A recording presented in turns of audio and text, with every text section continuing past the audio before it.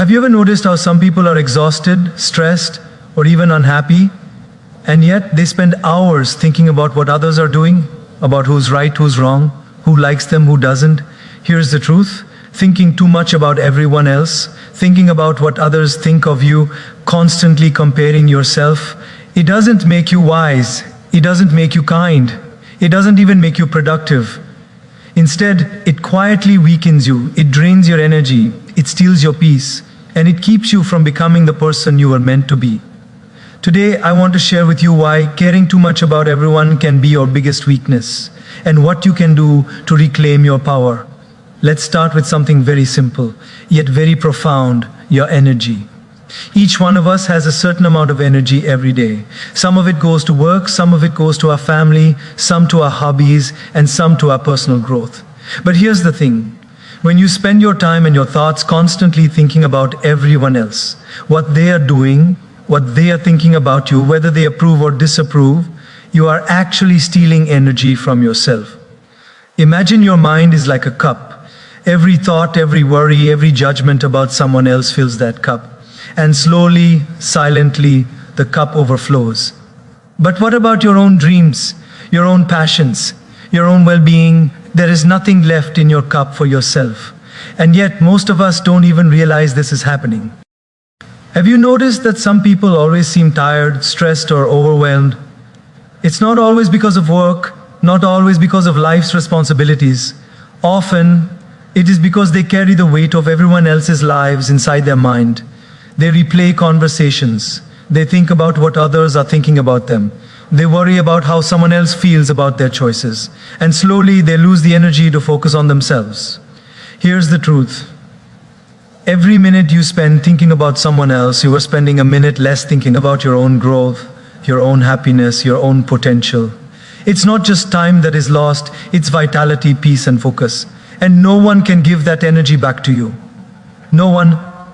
So if you truly want to become stronger, happier, more fulfilled, you need to guard your energy like a treasure. Protect your mind from the endless noise of other people's lives. Focus your thoughts on what you can do, what you can create, who you want to become. That is the energy that matters. That is the energy that builds your life. And that, my friends, is the first step in becoming unshakable.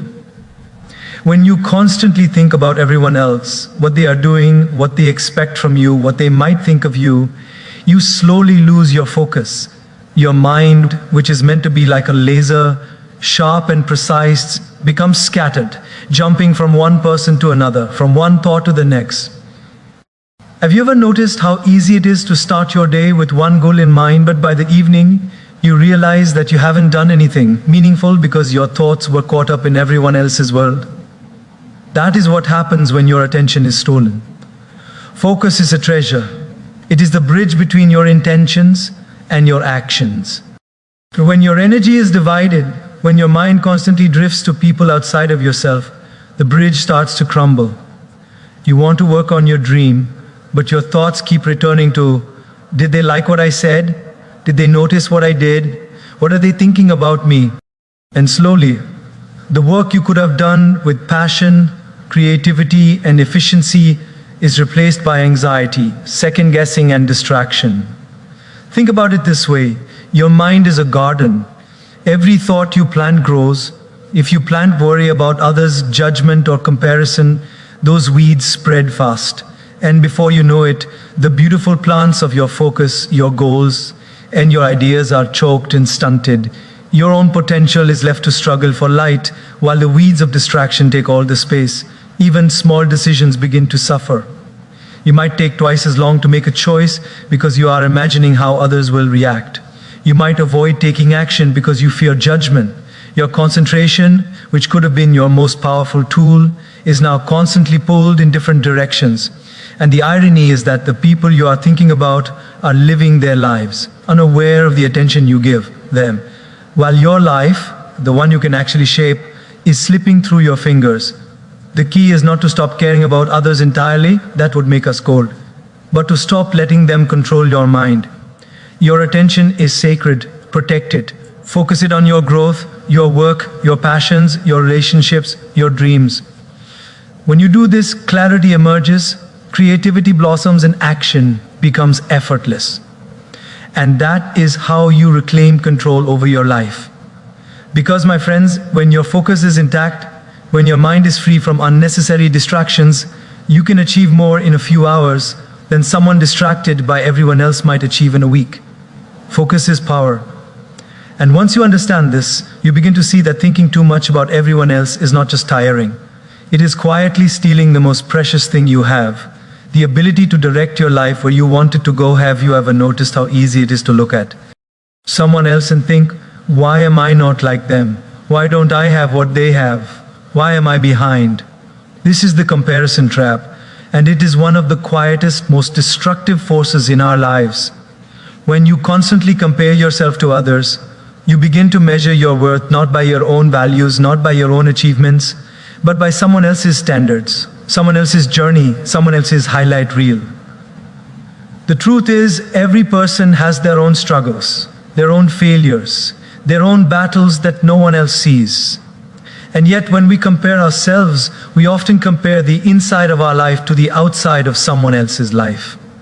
We see their success, their confidence, their achievements, and we forget the countless hours of effort, failure, and sacrifice that led them there. And the result? We feel small, we feel inadequate, we feel that we are somehow less than we truly are. Comparison is a thief. It steals joy, it steals contentment, and it steals confidence. When you focus on what others are doing, you are silently telling yourself that your own journey is not enough.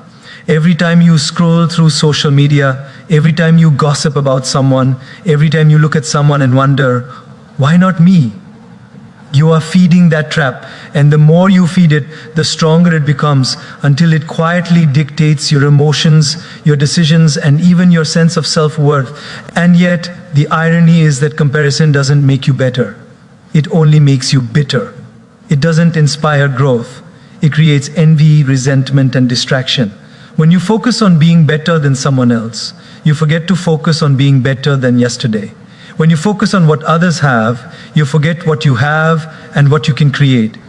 The key is to turn the lens inward, to compare yourself only to yourself. Ask, am I growing? Am I learning? Am I moving forward? That is the comparison that matters.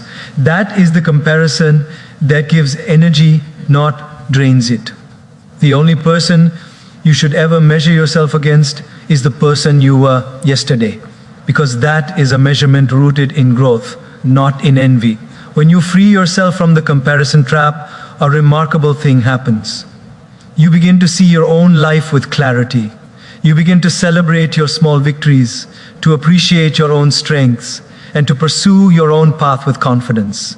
You stop being distracted by the noise of everyone else's journey and start listening to the quiet voice inside, guiding you toward your purpose.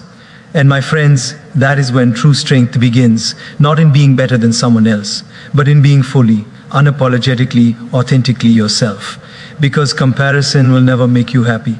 But self-acceptance, self-awareness, and self-growth, those will set you free. Have you ever found yourself standing at a crossroads in life, knowing that you need to make a decision, but somehow feeling frozen? You keep thinking, what if I choose wrong? What will they think? What if it doesn't work out? This is what I call decision paralysis, the subtle, quiet enemy that creeps in when we spend too much time thinking about everyone else.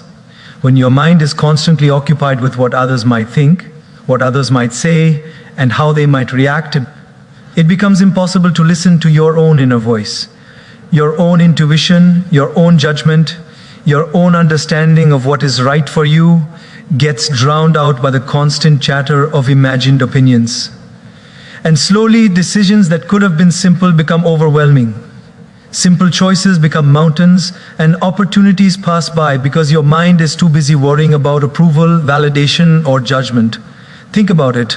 Every day you make countless decisions, big and small. But the ones that truly shape your life, the ones that define your path, require clarity, courage, and confidence. When your thoughts are tangled in what everyone else thinks, you hesitate, you procrastinate, you second-guess yourself. And in that hesitation, life moves forward without you. The chance that could have been yours slips away. Even small decisions are affected. Something as simple as speaking up in a meeting, pursuing a dream, or setting boundaries with someone can become paralyzing. You start imagining every possible reaction, every possible criticism. You overanalyze every scenario, and in the process, you exhaust your mind without ever taking action. The danger here is not just missed opportunities. It's the slow erosion of self-trust.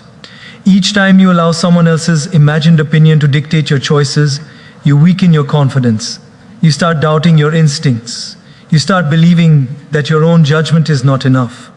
And the irony is that the people you worry about, most of them aren't even thinking about you. They're living their own lives. Yet you've given them control over your mind, your decisions, and ultimately your life. The way to break free is simple, but it requires courage. Focus on what you know is right for you. Listen to your inner voice. Take responsibility for your choices. Realize that no one else can live your life for you, and that the fear of judgment is far less important than the satisfaction of living authentically. When you start making decisions based on your values, your goals, and your heart, clarity replaces hesitation. Courage replaces fear. And every choice you make becomes a step toward your own growth, rather than a reaction to everyone else's expectations. Remember this: indecision may feel safe because you are avoiding judgment, but in truth, indecision weakens you. Action strengthens you. Every time you choose your own path, even if it is imperfect, you reclaim a little bit of your power. And over time, that reclaimed power builds resilience, confidence, and peace. You stop letting everyone else's imagined opinions control your life, and you begin to live fully, freely, and boldly. Because, my friends, the greatest tragedy is not failure. It is never trying, never deciding, never moving forward because you are trapped in the opinions of others. Don't let that happen to you. Choose, act, step forward, and trust yourself, for you are stronger, wiser, and more capable than any fear of judgment can ever convince you otherwise. When you spend too much time thinking about everyone else, worrying about what they think, how they feel, or whether they approve of you, something subtle but profound begins to happen inside you. Your emotions start to become fragile, easily shaken, and dependent on forces outside your control. This is what I call emotional weakness. Think about it for a moment. How often do you find yourself upset, frustrated, or even anxious, not because of your own choices or actions, but because someone else acted a certain way, said something, or didn't respond as you had hoped? When your happiness depends on the thoughts and behaviors of others, you hand over your emotional power. You give away your calm, your confidence, and your peace of mind to people who may not even know they have it. Emotional weakness isn't about sensitivity, it's about dependency. It's about letting your feelings be dictated by circumstances that are completely beyond your control. And here's the thing, most of these thoughts are imagined.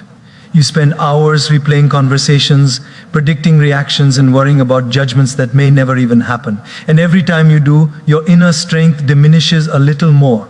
Your heart becomes lighter in capacity, not in freedom, because it's carrying the weight of everyone else's imagined opinions. I've met people who have accomplished so much, who have the talent, the intelligence, and the potential to shine, but they are constantly pulled down by emotional fragility. They hesitate to speak up, they avoid risks, they second-guess their relationships and even their own feelings, all because their emotional well-being is tethered to the unpredictable world outside. This is not strength. This is survival in a prison of thoughts. True emotional strength comes from within. It comes from knowing that your value is not determined by others' approval. Your peace is not dependent on others' behavior. And your happiness is not controlled by outside circumstances. When you begin to nurture this inner resilience, you start to respond to life's challenges rather than react to them. You start to choose calm over chaos, reflection over rashness, and love over resentment. And here's the beauty of it. Once you free yourself from this dependency, your emotions become a source of energy, not a drain. Your feelings become aligned with your values, your goals, and your purpose. You no longer feel tossed about by every small ripple in the opinions or actions of others. Instead, you stand grounded, steady, and strong, like a tree whose roots reach deep into its own soil. Emotional strength is the foundation of every other kind of strength, mental, physical, and spiritual. Without it, no amount of knowledge, skill, or achievement can make you truly resilient.